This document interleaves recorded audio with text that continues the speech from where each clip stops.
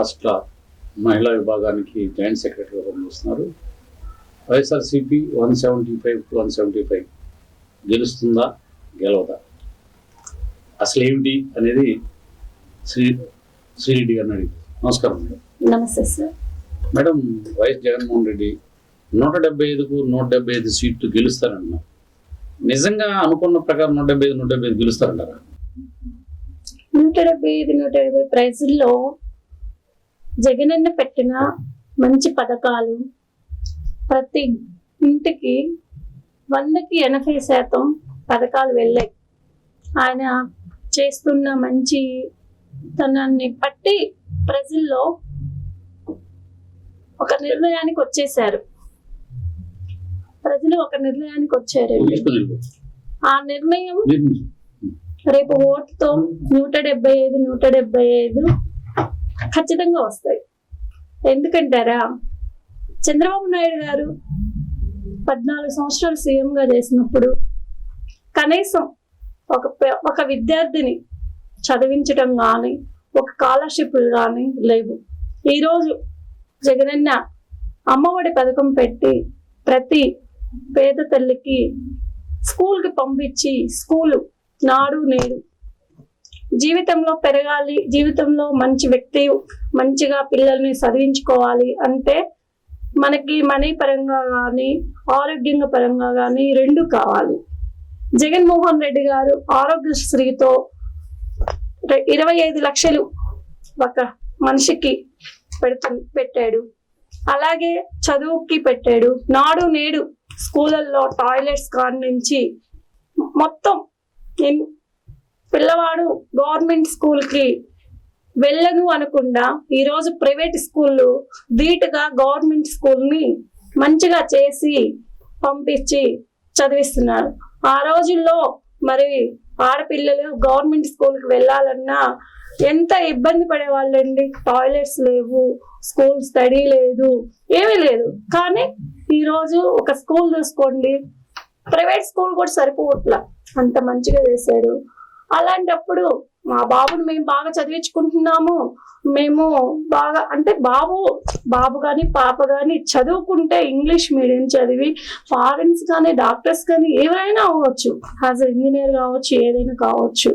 అలాంటి వ్యక్తిని మర్చిపోరని మేము అనుకుంటున్నామండి. ఇప్పుడు తెలుగుదేశం, జనసేన, బీజేపీ 3 పార్టీలు కలిసి పోటీ చేస్తున్నాయి. 3 పార్టీలు కలిసి పోటీ చేసేటప్పుడు వైసీపీకి గతంలో వచ్చిన 150 సీట్లు రావడమే చాలా కష్టంగా ఉన్న పరిస్థితి మీరు విశ్లేషణ చూస్తే తెలుస్తుంది. అసలు ఈ 3 పార్టీలు కలిసి పోటీ చేస్తే జగన్మోహన్ రెడ్డి గారిని సీట్లు రావడం కష్టం అవుతుంది కదా. అసలు ఏ ప్రాతిపదికన వస్తాయి, అసలు దానికి సంబంధించి రేషియో ఏంటి? 3 పార్టీలు ఒకటైనాయండి. ఈరోజు చంద్రబాబుని నమ్మే పరిస్థితి లేదు. పవన్ కళ్యాణ్ని చూస్తే వాళ్ళని ఆయన ఆ రోజు తమిళనాడు తెలంగాణలో పోటీ చేశాడు, మన ఆంధ్రాలో పోటీ చేశాడు. కనీసం వార్డు నెంబర్ కూడా గెలవలేని వ్యక్తి పవన్ కళ్యాణ్. సో ఏంటి కుల వ్యవస్థ, కులాన్ని రెచ్చగొడుతున్నాడు. కాపు సమాజ వర్గం నాకు ఉంది, కాపులు నా వైపు వస్తారు అని చెప్పేసి ఆయన పిచ్చి అపోహలో ఈరోజు 175 సీట్లకి 175 సీట్లలో కనీసం ఒక వ్యక్తిని కూడా పెట్టుకోలేని పరిస్థితి. 24, 21 సీట్లు సంపాదించుకున్నాడు. పొత్తు, ఎవరు పొత్తిస్తే పొత్తులతో పోతాడు. నేను ఎక్కువ ఇస్తా అంటే నా దగ్గరికి వస్తాడు, మోడీ ఎక్కువ ఇస్తా అంటే మోడీ అంటాడు, కాసేపు చంద్రబాబు నాయుడు అంటే కాసేపు కాంగ్రెస్ అంటాడు, ఇలా తిరుగుతూ ఉంటాడు. తిరిగేవాడికి ఎవరు నమ్ముతారండి? ఈ రోజు అసలు ఎవరు నమ్ముతారు ఆయన్ని? పవన్ కళ్యాణ్ గారిని.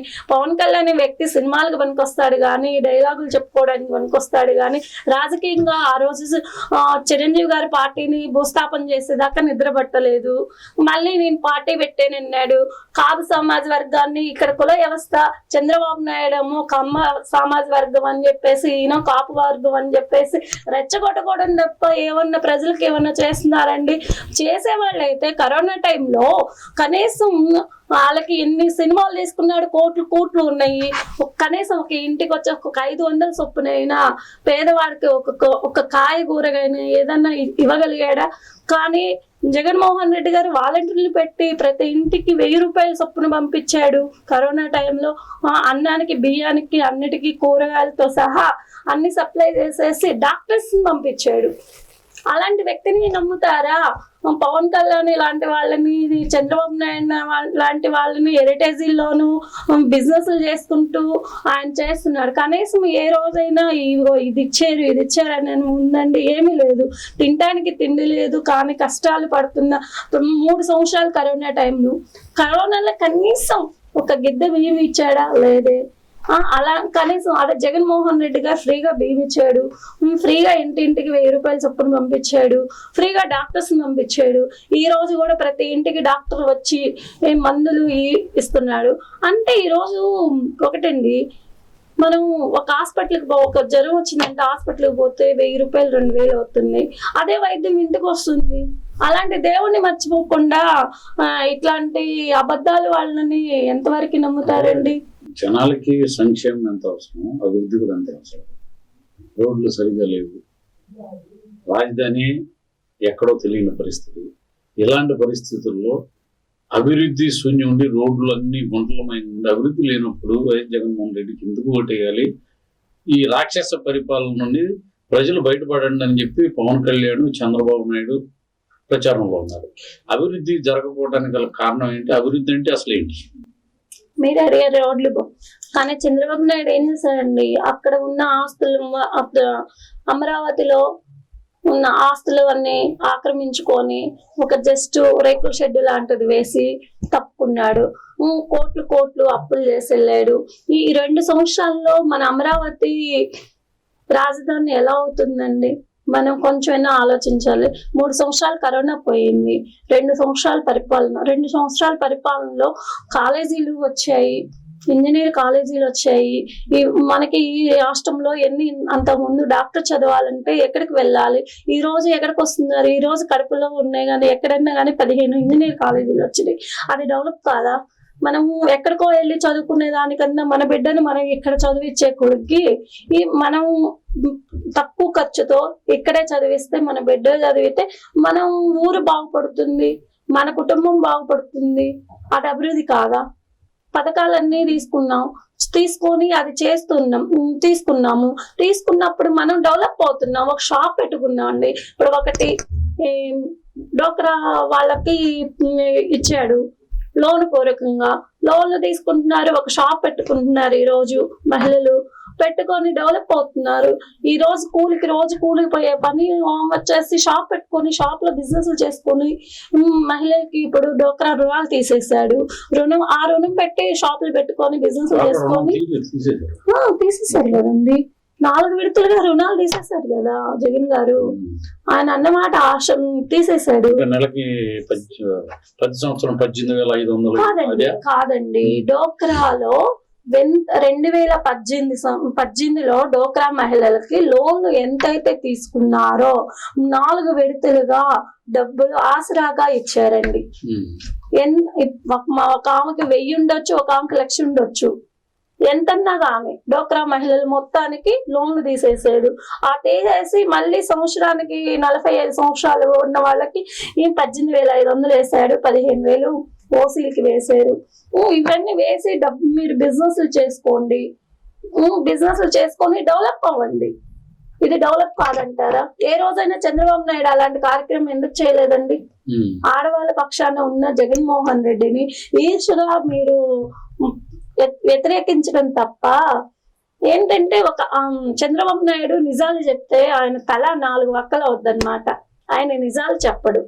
చంద్రబాబు నాయుడు కూడా రుణమాఫీ చేశాడు కదా. ఏం చేశాడండి?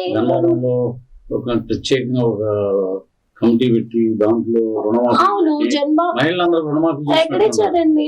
ఎప్పుడో లాస్ట్ ఎలక్షన్ టైంలో పసుపు కుంకుమ కింద ఒక 10,000 ముష్టి 10,000 మహిళలకి పసుపు కుంకుమ అసలు ఎప్పుడండి ఇచ్చేది? ఎందుకు ఇస్తారు చెప్పండి? పసుపు కుంకుమ కింద అంటే కుటుంబంలో ఏదైనా భర్త చనిపోతే పసుపు కుంకుమ పంపిస్తా అంటారు. ఆ పసుపు కుంకుమ కూడా జన్మభూమి కమిటీలో వాళ్ళ కమిటీలు వాళ్ళ వరకే కానీ మామూలుగా ప్రజలకు మతం చూడడం, కులం చూడడం, పార్టీలు సందర్భంగా ఏ రోజైనా ₹1 డ్వాక్రా మహిళల ద్వారా వచ్చినాయా చెప్పమనండి. అవును, రుణమాఫీ అంటే రుణమాఫీ ఆల్రెడీ చేశాడు కదా. ఇచ్చాడండి, ఇవ్వలేదు అదే కదా. బంగారంలో పెట్టి చేసింది. వాళ్ళ కమిటీలకు ఇచ్చుకున్నాడు, ఎవరికి ఇచ్చాడు? వాళ్ళ జన్మభూమి కమిటీలు వాళ్ళే ఎదగాలి కదా. ఇప్పుడు చంద్రబాబు నాయుడు చుట్టూ ఉన్న జన్మభూమి కమిటీ ఎదగాలి, కానీ పేద ప్రజలు మాత్రం ఎదగకూడదు. పేద ప్రజలకి నువ్వు ఎక్కడ ఏం చేస్తావు చెప్పండి? పలానా ఊర్లో పలానా మహిళలకి పసుపు కుంకుమ అనే పేరుతో 10,000 ఇచ్చాడు. జగన్మోహన్ రెడ్డి చేస్తుంది కూడా అదే కదా. నేను ఇచ్చింది 10,000 10,000లో కూడా ఎంత మందికి ఇచ్చాడు? ఈ రోజు జగన్మోహన్ రెడ్డి ఎన్ని కోట్ల మందికి ఇచ్చాడు చెప్పమనండి.